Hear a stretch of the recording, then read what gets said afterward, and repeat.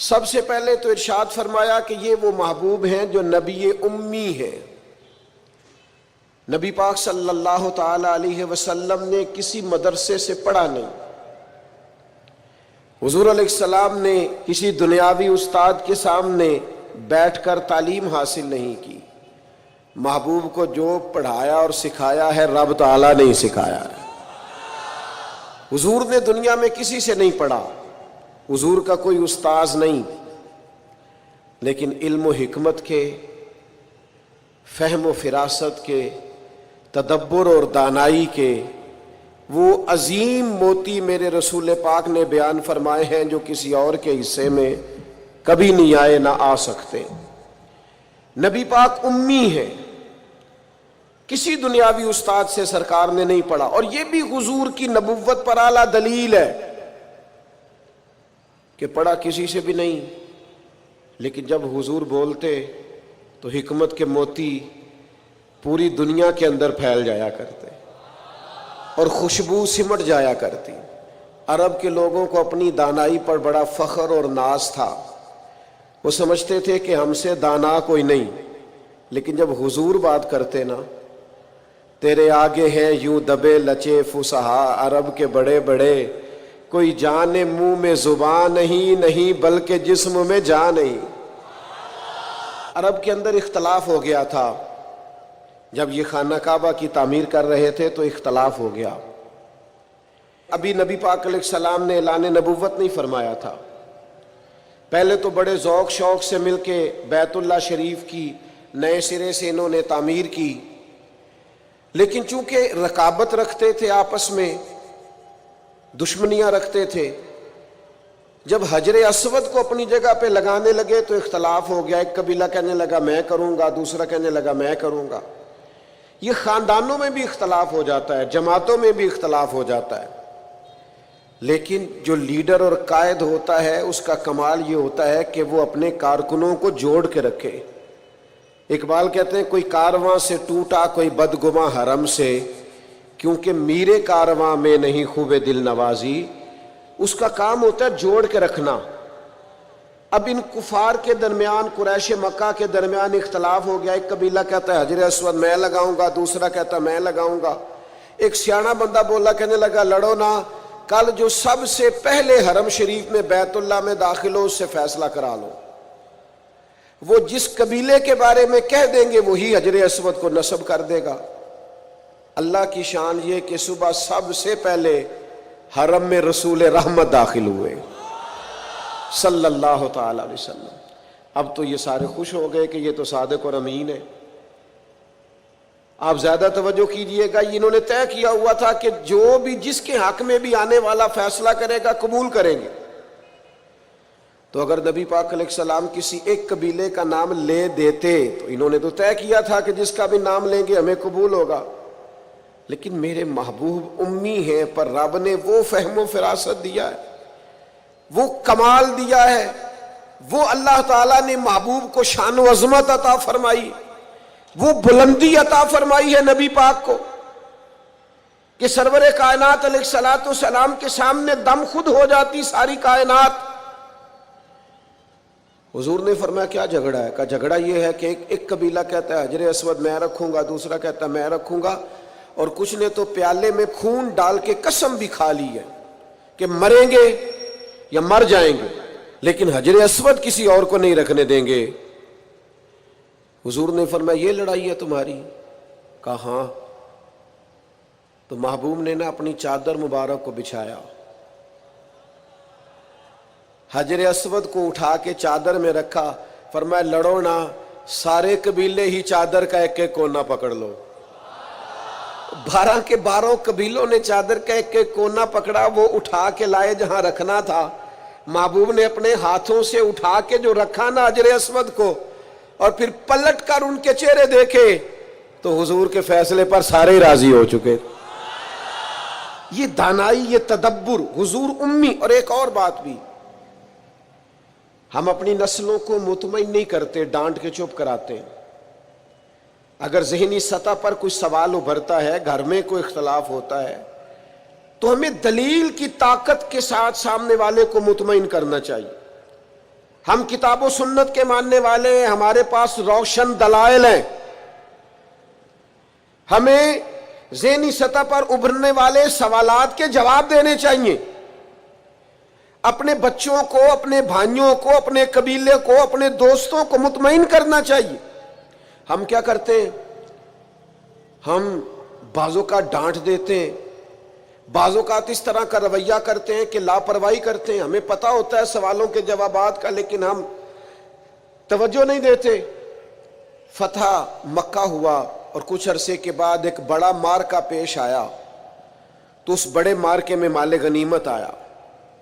اب اصول یہ تھا کہ جو لوگ نئے نئے مسلمان ہوتے تھے ان کی تالیف قلب کے لیے انہیں زیادہ مال دیا جاتا تھا، کیونکہ ان کے ساتھ لوگ تعلق توڑ دیتے تھے، تو نئے مسلمانوں کو مؤلفۃ القلوب، یہ قرآن مجید کی اصطلاح ہے، ان کو زیادہ دیا جاتا تھا۔ تو مکے میں جو لوگ تازے مسلمان ہوئے تھے حضور نے ان کو زیادہ مال دیا۔ اب انصار مدینہ میں سے ایک دو نوجوانوں نے یہ کہہ دیا کہ حضور کے وہ اپنے رشتہ دار ہیں نا، معاذ اللہ، بس وہ جذباتی بات کسی کی زبان سے نکل گئی، قریبیوں پر توجہ، اور کہیں بھی محبت میں ان کا خیال تھا، شارحین کہتے ہیں کہ اگر حضور ادھر نوازنے لگے ہیں تو کہیں ایسا نہ ہو واپس مکے چلے جائیں، محبت میں کہا۔ تو اب اس پر اللہ کے محبوب علیہ الصلوۃ والسلام نے کیا کیا؟ فرمایا انصار مدینہ کو، یہ مسلم شریف میں موجود ایک ترکی خیمہ تھا، فرمایا انصار کو خیمے میں جمع کرو۔ خیمے میں جمع کیا تو حضور فرمانے لگے، یہ ذرا انداز دیکھیے میرے کریم، حضور فرمانے لگے مدینے والوں تم کہہ سکتے ہو کہ یا رسول اللہ آپ کے شہر والوں نے تو آپ کو بڑی تکلیف دی تھی، ہم آپ کو یہاں لائے تھے، تم کہہ سکتے ہو؟ ان کی آنکھوں سے فوراً آنسو چھلک پڑے، یا رسول اللہ ہم کون ہوتے، ہم پر تو آپ نے مہربانی کی، آپ تشریف لے آئے۔ وہ دو عالم کی رحمت تھے، جہاں چاہتے وہیں رہتے، یہ ان کی مہربانی ہے کہ یہ عالم پسند آیا۔ حضور نے فرمایا تم کہہ سکتے ہو کہ یا رسول اللہ یہ تو بدر میں تلواریں لے کر شہید کرنے آئے تھے، ہم نے جانوں کے نذرانے پیش کیے، کہو۔ وہ رو پڑے کہ یا رسول اللہ نہیں، یہ تو ہم پہ اللہ رسول کا احسان ہے کہ ہم میں سے کوئی شہید ہو گئے، کوئی غازی ہو گئے۔ نبی کریم علیہ السلام نے فرمایا تم کہو کہ یہ احد میں آپ پر پتھر برساتے تھے، ہم نے سینے آگے کر کے ڈھال بنائی تھی، کہو۔ ہر ایک آنکھ آنسو برسانے لگی، آنسوؤں کے وضو ہونے لگے۔ جب پوری طرح دل نرم ہو گئے تو محبوب نے ایک جملہ ایسا کہا کہ سوال ہی سرے سے ختم ہو گیا۔ فرمایا مدینے کے میرے بھولے انصار، کیا تم یہ پسند نہیں کرتے کہ مکے والے اپنے گھر جائیں تو بھیڑ بکریاں اونٹ لے کے جائیں، اور تم جب مدینے جاؤ تو اللہ کا رسول اپنے ساتھ لے کے جاؤ؟ کیا تم یہ پسند نہیں کرتے کہ تم مجھے اپنے ساتھ؟ بس پھر تو دل نعرے لگانے لگے، روحیں وجد کرنے لگی، طبیعتیں کھلنے لگیں۔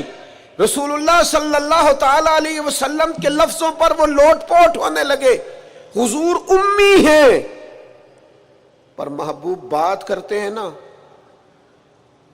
تو سینہ ایسے کھل جاتا ہے کہ جیسے نور نالا نور ہو گیا۔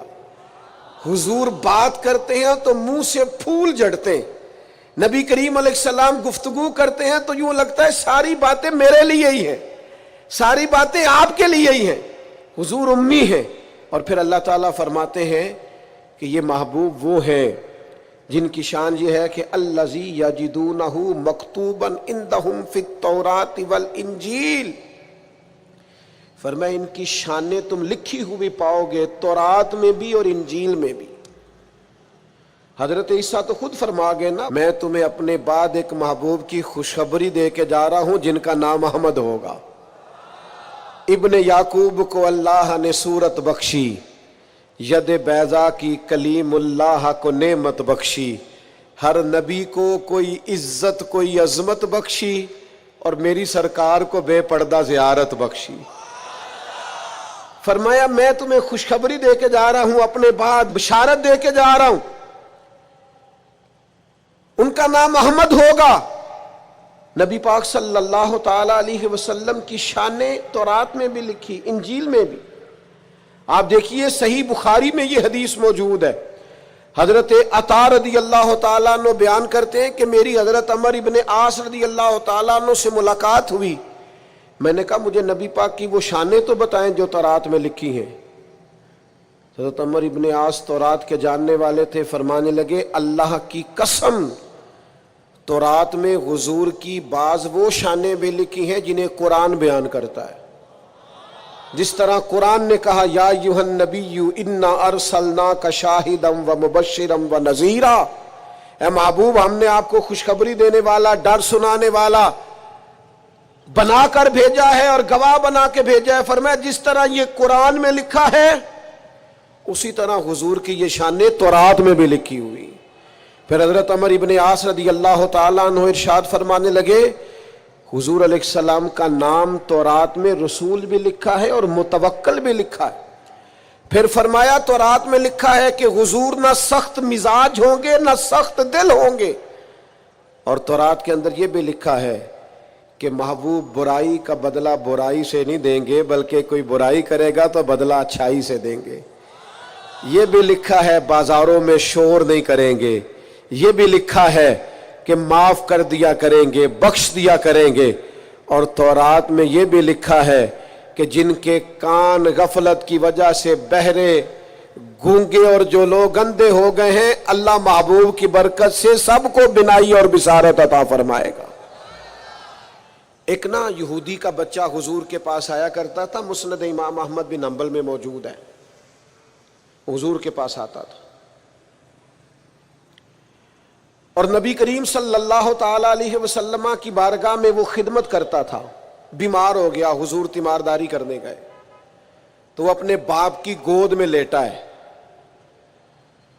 تو حضور اس کے باپ سے فرمانے لگے قسم اٹھا کے بتا میری شانیں تورات میں نہیں لکھی ہوئی؟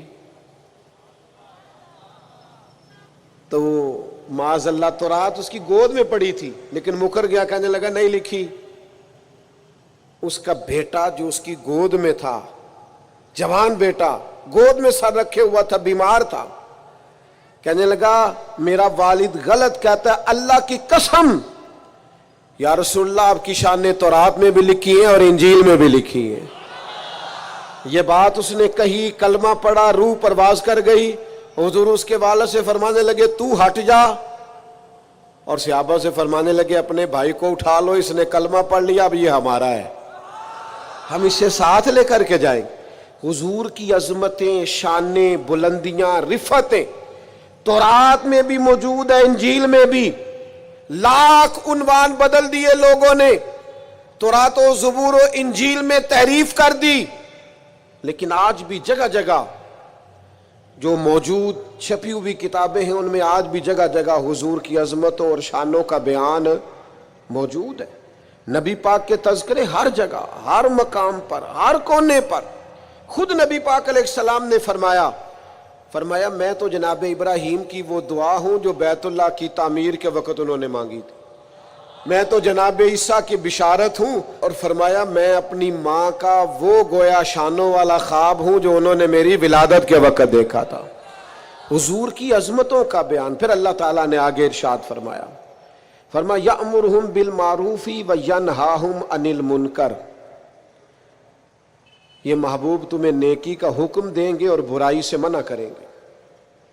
ہر ایک نے نیکی کا حکم دیا، ہر پیغمبر، ہر رسول نے، ہر مصلح نے، ہر دائی نے، پر جس پیار کے ساتھ نبی پاک نے لوگوں کو نیکی کی طرف بلایا ہے نا، جس محبت سے، جس درد سے، جس ذوق سے حضور نے بلایا ہے، اور جس طرح دروازہ دروازہ جا کے حضور نے لوگوں کو کہا ہے آ جاؤ دین کی طرف آ جاؤ، جس توانائی کے ساتھ حضور چاہتے ہیں کہ لوگ دوزخ سے بچ جائیں، یہ صرف حضور ہی کا خاصہ ہے۔ یہ حدیث آپ نے یاد رکھنی ہے۔ حضور فرماتے ہیں میری اور تمہاری مثال اس آدمی کی طرح جس نے آگ جلائی تھی، آگ روشن ہو گئی تھی تو پتنگے اس میں گرتے تھے، تو وہ آگ جلانے والا بار بار پتنگوں کو روکتا تھا، نہ جاؤ جل جاؤ گے۔ فرمایا تم بھی بار بار ایسے کام کرتے ہو جو تمہیں دوزخ میں لے جائیں، اور میں تمہیں سینہ بند سے پکڑ پکڑ کے بچاتا ہوں، یہ کام نہ کرنا دوزخ میں لے جائے گا، یہ کام نہ کرنا دوزخ میں۔ نبی پاک نے ایک ایک مرحلے میں امت کی رہنمائی کی، ایک ایک کونے میں تربیت فرمائی، اور بڑی جانفشانی کے ساتھ، بڑی ہمت کے ساتھ، جد و جہد کے ساتھ لوگوں کو دین کا پیغام دیا، اور پھر بڑی دانائی سے۔ آج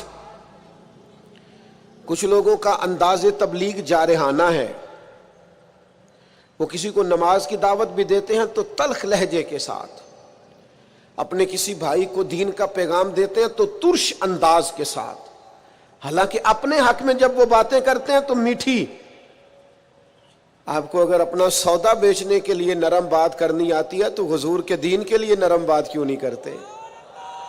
اگر اپنے بچے کو اپنے حق میں قائل کرنے کے لیے لہجے کو باوضو کر کے میٹھا کرتے ہو تو اپنے بچے کو نماز کی طرف مائل کرنے کے لیے، دین کی طرف مائل کرنے کے لیے میٹھا کیوں نہیں کرتے؟ آپ کا انداز حسین ہو، خوبصورت ہو۔ ادعو الی سبیل ربک بالحکمہ، لوگوں کو دانائی کے ساتھ اللہ کی طرف بلاؤ۔ اور یہ جو لوگوں نے کہنا شروع کر دیا نا یہ صرف علماء کی ڈیوٹی ہے، تو میرے بھائی نبی پاک علیہ السلام نے تو ایک معنی میں ہر امتی کو مبلغ بنایا ہے۔ فرمایا میری ایک آیت بھی کسی تک پہنچی ہے، ایک بات بھی تو دین میں لے جائے، پھیلائے جا کے۔ ایک ایک آدمی کی ذمہ داری ہے، آج ایک ایک کی ذمہ داری ہے دین کی خدمت کرنا، ڈیوٹی کرنا، لوگوں کو خیر کی طرف بلانا، بھلائی کی دعوت دینا۔ بڑا ثواب ہے مدینہ شریف میں مسجد نبوی شریف اور جنت البقیع میں دفن ہونے کا، بڑا اجر ہے۔ پر حضرت جابر ابن عبداللہ کا مزار تو کہیں اور ہے، حضرت سعد بن ابی وقاص کا مزار تو کہیں اور ہے، حضرت ابو ایوب انصاری کا مزار تو کہیں اور ہے، حضرت انس بن مالک کی قبر تو کہیں اور ہے، مسجد نبوی میں اذان پڑھنے والے مؤذن جناب بلال حبشی کا مزار تو شام میں ہے۔ میرے دوستو وہ تو نکل گئے دنیا میں حضور کا پیغام لے کر، انہیں پتا تھا جنت البقیع میں دفن ہونے کا بڑا اجر ہے، انہیں یہ بھی پتا تھا کہ حضور کا اصل تو رضا اس میں ہے کہ دین کا پیغام دیا جائے، نکلا جائے۔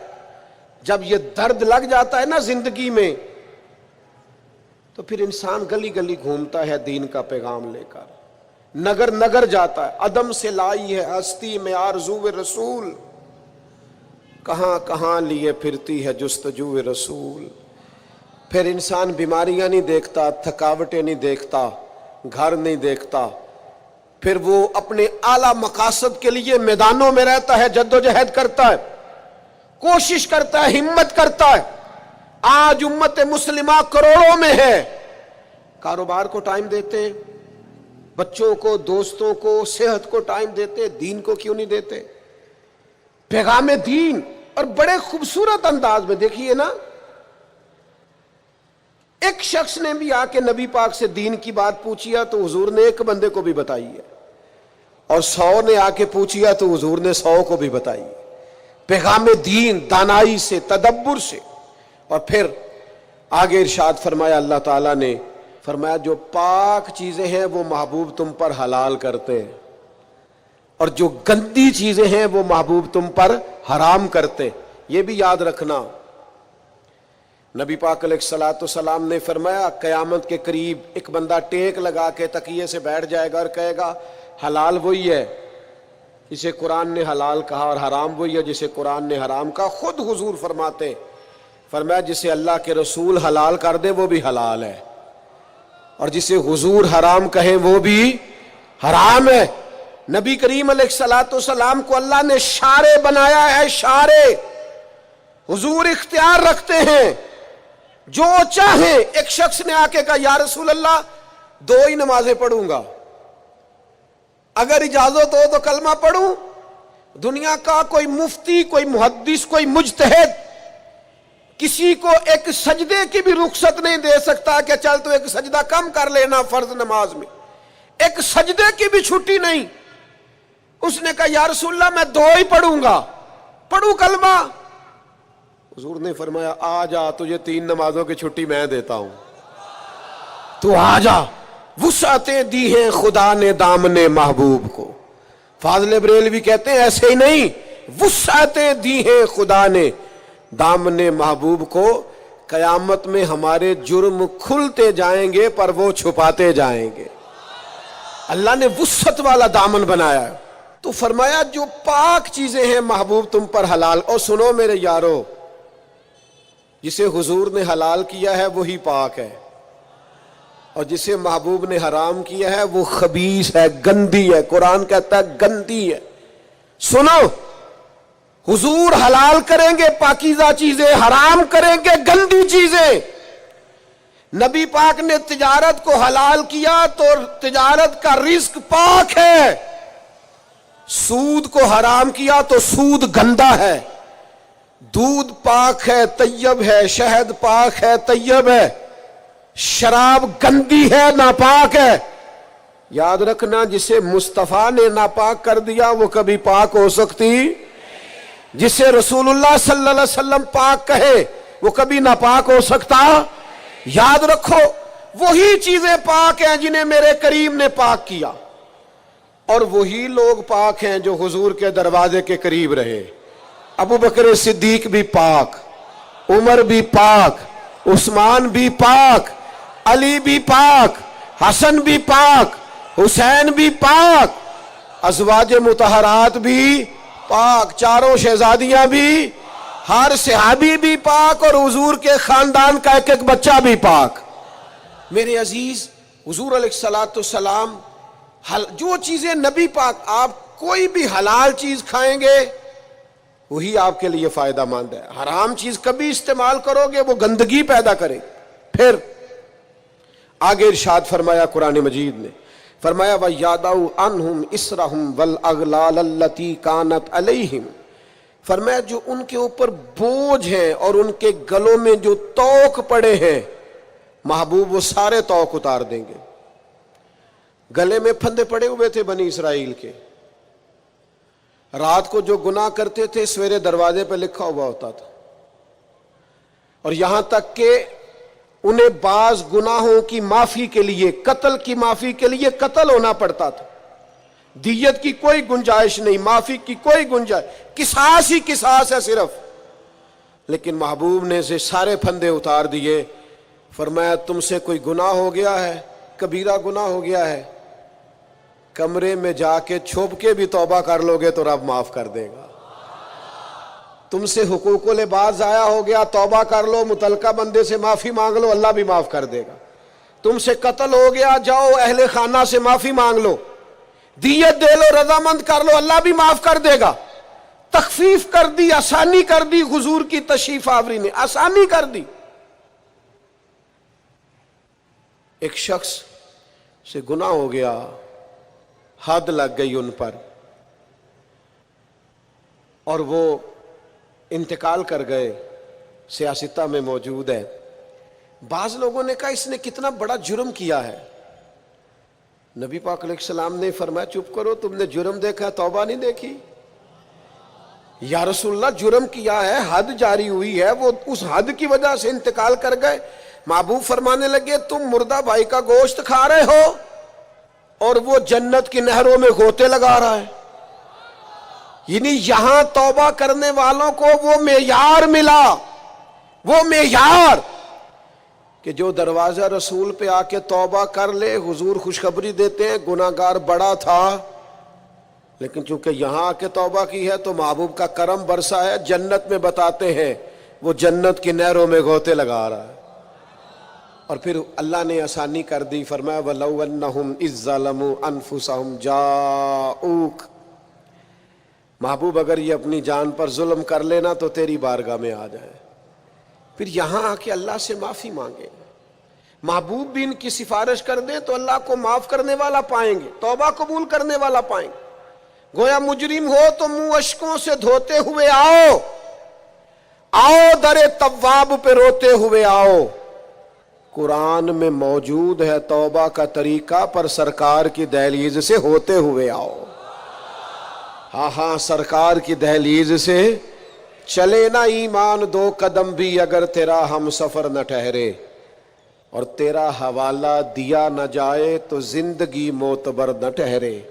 لبوں پہ ایاک نستعین ہے، اور اس حقیقت پر بھی یقین ہے، اگر تیرے واسطے سے مانگوں کوئی دعا بے اثر نہ ٹھہرے۔ میرے عزیز یاد رکھیں، ارشاد فرمایا کہ تم پر جو بوجھ ہیں، جو پچھلی امتوں کے سخت احکام ہیں، وہ سخت احکام محبوب آسان کر دیں گے۔ نبی پاک علیہ السلام نے ہمیں جو دین دیا ہے وہ آسان دین دیا ہے، اور حضور علیہ السلام آسانی کو پسند کرتے۔ کسی بھی قبیلے کو، کسی جگہ قافلے کو حضور روانہ کرتے تو فرماتے خوشخبریاں دینا، وہاں جا کے خوشخبریاں دینا، اور فرماتے لوگوں کو امید دلانا، لوگوں کو مایوس نہ کرنا۔ ہمارے ملک میں آج کتنے لوگ ہیں جو مایوس کرتے ہیں، بری خبریں دیتے ہیں، لوگوں کے ذہنوں کے اندر ہر وقت مایوسی پھیلاتے ہیں۔ حضور نے آسان اور خوبصورت دین ہمیں دیا ہے، ایسا دین جو ایک ایک بات قابل عمل ہے، جس پر عمل کیا جا سکتا ہے۔ عزیز دوستو، آسان دین۔ ایک شخص نے صرف نماز لمبی پڑھائی تھی، بہت لمبی نماز پڑھا دی، تو حضور کی بارگاہ میں جا کے لوگوں نے کہا یا رسول اللہ، یہ بہت لمبی نماز پڑھاتے ہیں، صحیح حدیث میں موجود ہے۔ تو اللہ کے محبوب ناراض ہوئے، فرمایا میں لوگوں کو دین کے قریب کرتا ہوں اور آپ یہ کیا کرتے ہیں؟ آسان کر کے آپ، دین کی تعلیمات تو ساری آسان ہے، آپ آسان تعلیمات کو کیوں؟ بعض لوگ مشقت پیدا کرتے ہیں اور مشکل میں ڈالتے ہیں۔ نبی پاک علیہ الصلوۃ والسلام نے فرمایا عبادت کے معاملے میں بھی، نفل عبادت کے معاملے میں بھی اپنے آپ کو آسانی دو۔ فرمایا جتنی دیر طبیعت اجازت دے نفل پڑھو، پھر آرام کرو، تمہارے وجود کا تم پر حق ہے، تمہاری آنکھ کا بھی تم پر حق ہے، تمہارے اہل خانہ کا بھی تم پر حق ہے۔ تو بھائی، حضور علیہ الصلوۃ والسلام نے وہ مشکل احکام جو پچھلی امتوں کے تھے وہ اس امت کے لیے آسان کر دیے۔ اب کسی کے دروازے پر نہیں لکھا جاتا وہ کتنا گناہگار ہے، بڑے بڑے جرم ہوتے ہیں، بڑی بڑی خطائیں ہوتی ہیں، پر اللہ فضل کرتا ہے، بندے معافی مانگتے ہیں، اللہ اپنے بندوں کی پردہ پوشی فرماتا ہے۔ اللہ کر، اور میں نے پہلے بھی کہا تھا، پھر کہتا ہوں، قیامت والے دن بھی پردہ رہ جانا ہے انشاءاللہ تعالی، پردہ رہ جانا ہے، حضور کے صدقے کرم ہوگا۔ نبی پاک علیہ السلام فرماتے ہیں اللہ بندے پر رحمت کی چادر ڈال کے فرمائے گا یہ گناہ کیا تھا، یہ غلطی کی تھی، یہ خطا ہوئی تھی، تو بندہ عرض کرے گا مولا ہوئی تھی، اور ڈرے گا کہ تو میرے گناہ کھلنے لگے، تو رب کریم فرمائے گا دنیا میں بھی تیرا پردہ رکھا تھا، اب بھی تیرا پردہ ہی رکھوں گا۔ تو حضور فرماتے ہیں فوراً جب اسے اس کی چھوٹی چھوٹی گناہوں پر اجر دیا جائے گا، نیکیوں میں بدلا جائے گا، تو کہے گا یا اللہ میں نے تو بڑے بڑے بھی کیے، اس پر بھی گویا اجر کا سوال ہی ہوگا، تو قیامت میں بھی پردہ رہ جائے گا۔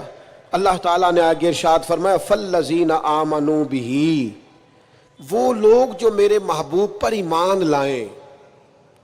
حضور کی ہر بات سچی ہے، ہر فرمان سچا ہے، صدق کے دل سے ظاہراً باطناً نبی پاک کی لائی ہوئی ہر بات پر ایمان رکھنا یہ امتی کا کمال بھی ہے اور امتی کے لیے ضروری بھی۔ اپنے دل کی گہرائیوں سے ہر اس بات پر یقین کر لیں جو حضور نے فرمائی، یقین کامل کے ساتھ ایمان رکھیں۔ حضرت مولا علی شیر خدا رضی اللہ تعالیٰ عنہ ایک دفعہ بیمار ہو گئے تھے، مسند احمد بن حنبل میں موجود ہے، تو بعض صحابہ تیمارداری کرنے گئے تو جناب شیر خدا کی اس نکاحت کو دیکھ کر پریشان ہو گئے، تو حضرت علی فرمانے لگے فکر نہ کرو، مجھے کچھ بھی نہیں ہوگا، اس بیماری سے میں ٹھیک ہو جاؤں گا۔ کہا آپ کو اتنا یقین کس طرح ہے؟ تو حضرت علی فرمانے لگے مجھے نبی پاک علیہ السلام نے فرمایا تھا علی آپ اس وقت دنیا سے جائیں گے جب آپ کی داڑھی خون سے رنگین ہوگی، معنی کیا ہے؟ مجھ پر حملہ ہوگا، مجھے شہید کیا جائے گا۔ ساڈے نبی دی زبان ساڈے واسطے قرآن، جو دن کو کہہ دیا دن ہے تو دن نکل آیا، اور جو شب کو کہہ دیا شب ہے تو رات ہو کے رہی۔ اور خدا نے ان کی زبان کو وہ اختیار دیا جو نکلی منہ سے ان کے وہ بات ہو کے رہی. اور میرے اعلیٰ حضرت فرماتے ہیں وہ زبان جس کو سب کن کی کنجی کہے اس کی نافذ حکومت پہ لاکھوں سلام. حضور کے ہر فرمان پر یقین کامل رکھیں. پھر ارشاد فرمایا وَعَذَّرُوهُ، اور محبوب کی تعظیم کریں. نبی پاک علیہ السلام کی تعظیم حضور کی حیات مبارکہ میں بھی اور حضور کی حیات وصال ظاہری کے بعد بھی ایک ہی طرح ضروری ہے. نبی پاک علیہ السلام کی تعظیم کی جائے. صحابہ کیسے تعظیم کرتے؟ حضرت سعید رضی اللہ تعالیٰ عنہ نماز پڑھ رہے تھے، ترمذی میں موجود ہے. حضور نے بلایا، فرماتے ہیں میں جلدی سے نماز مکمل کر کے حاضر ہوا تو نبی پاک علیہ السلام نے فرمایا آئے کیوں نہیں؟ تو میں نے عرض کی یا رسول اللہ نماز پڑھ رہا تھا. تو فرمایا تم نے اللہ کا فرمان نہیں سنا کہ جب رب رسول بلائیں تو فوراً حاضر ہو جایا کرو؟ فوراً. علماء نے مسئلہ لکھا ہے کہ عین حالت نماز میں بھی اگر کسی کو نبی پاک بلائیں، عین حالت نماز میں بھی میں نماز پڑھا کہ تیں ول ویکھاں میں نکابہ بھول گیا آئی اے بھول گئیاں نہیں سب سوم صلاتاں تے اکو یار دا فکر پہ آئی. اسی لیے تو فاضل بریلوی نے کہا تھا آجیو آؤ شہنشاہ کا روضہ دیکھو. کعبہ تو دیکھ چکے ہو اب یہ کعبے کا بھی کعبہ دیکھو اور غور سے سن تو رضا کعبے سے بھی آتی ہے صدا میری آنکھوں سے میرے پیارے کا روضہ دیکھو. حضور بلائیں تو علماء نے مسئلہ لکھا ہے امتی نماز پڑھ رہا ہو تو نماز چھوڑ کے چلا جائے اور حضور جو کہیں وہ سن کے واپس آئے. جہاں سے نماز چھوڑی تھی وہیں سے شروع کر لے، سجدہ صاف بھی نہ کرے نماز پوری کر لے، اس لیے کہ حضور بلائیں تو نماز ٹوٹا ہی نہیں کرتی. نبی پاک بلائیں تو نماز ٹوٹتی. فرمایا تمہیں آنا چاہیے تھا جب میں نے بلایا تھا. کریم کے بلانے سے نماز ٹوٹتی.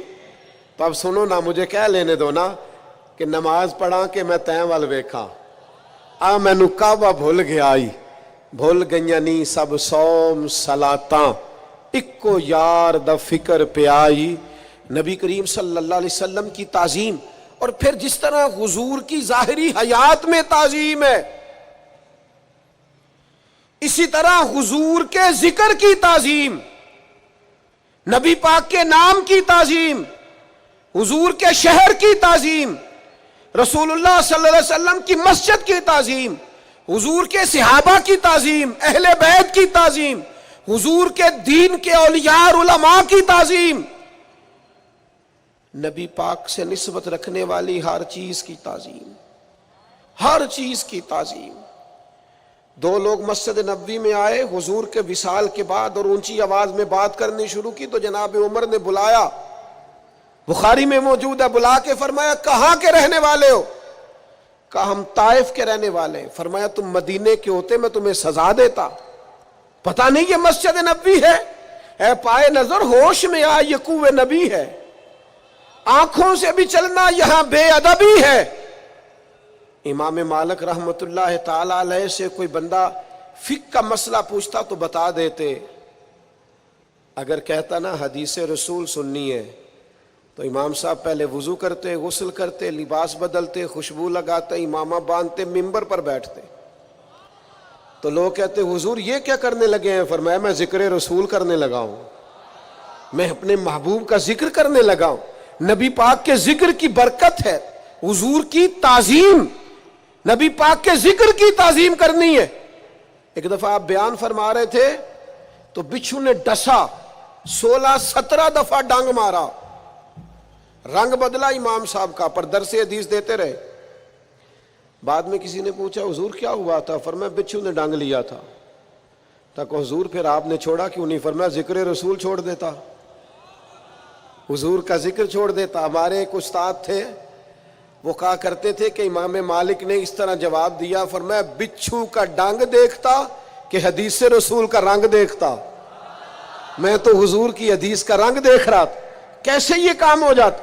میرے عزیز یاد رکھیں گے آپ، تعظیم رسول اللہ صلی اللہ علیہ وسلم کی تعظیم۔ ایاز کے بیٹے کا نام محمد تھا، محمد بن ایاز۔ تو محمود غزنوی جب بھی آواز دیتے کہتے محمد بن ایاز میری بات سننا۔ ایک دن محمود غزنوی نے کہا او ایاز کے بیٹے بات تو سننا۔ تو ایاز حاضر ہو کے عرض کرنے لگے غلام زادے سے کوئی غلطی ہو گئی ہے، آج محمد بن ایاز نہیں کہا۔ تو سفید داڑھی اور بوڑھے محمود غزنوی آنکھیں چھلک پڑی، ہاتھ کانپنے لگے، کہنے لگے تیرے بیٹے کا نام میرے نبی کے نام پر ہے، آج میرا وضو نہیں تھا اس لیے میں نے کبھی بغیر وضو اپنے محبوب کا نام لیا ہی نہیں ہے، کیونکہ تو نے ان کے نام کی برکت سے رکھا ہے نا۔ تو جب یہ نام لیتا ہوں حضور کا اسم گرامی، مجھے یاد آ جاتا ہے حضور کی تعظیم، میرے دوست نبی پاک کی توقیر۔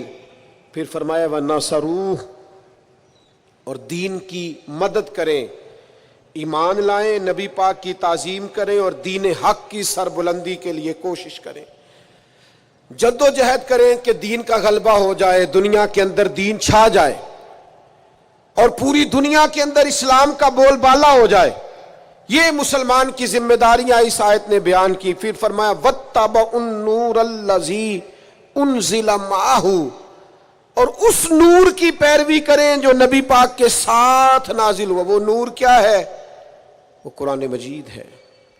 حضور قرآن لے کے آئے، نبی پاک نے قرآن مجید سکھایا، یعلمہم الکتاب والحکمہ، کتاب سکھائی اور حکمت سکھائی۔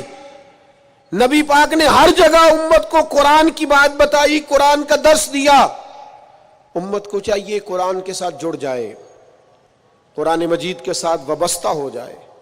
آپ کی خدمت میں عرض کروں گا ہر روز ایک رکوع ترجمہ اور تفسیر کے ساتھ قرآن مجید کو پڑھیں، قرآن مجید کے ساتھ اپنی دلچسپیاں پیدا کریں۔ ہمارے ایک بزرگ تھے، قرآن کی زیارت کر کے روتے تھے۔ مریدوں نے پوچھا قرآن دیکھ کے کیوں رو پڑتے ہیں؟ فرماتے ہیں اسے دیکھ کے سوچتا ہوں اسے میرے نبی نے بھی تو کئی دفعہ دیکھا ہے نا، حضور کی زبان پاک سے کئی دفعہ جملے ادا ہوئے، یہ قرآن کے صفحے مجھے محبوب کے جلووں کی یاد دلاتے ہیں، یہ حضور کے جلووں کی یاد دلاتے، یہ تازہ کرتے ہیں میرے دل میں حضور کے جلووں کو۔ قرآن مجید سے اپنی اولادوں کو وابستہ کریں، قرآن مجید سے جڑیں۔ فرمایا اگر تم ایمان لاؤ گے، تعظیم کرو گے، دین کی مدد کرو گے، قرآن کی پیروی کرو گے تو اولئک ھم المفلحون، یہ کام کرو گے تو کامیابیاں ملیں گی۔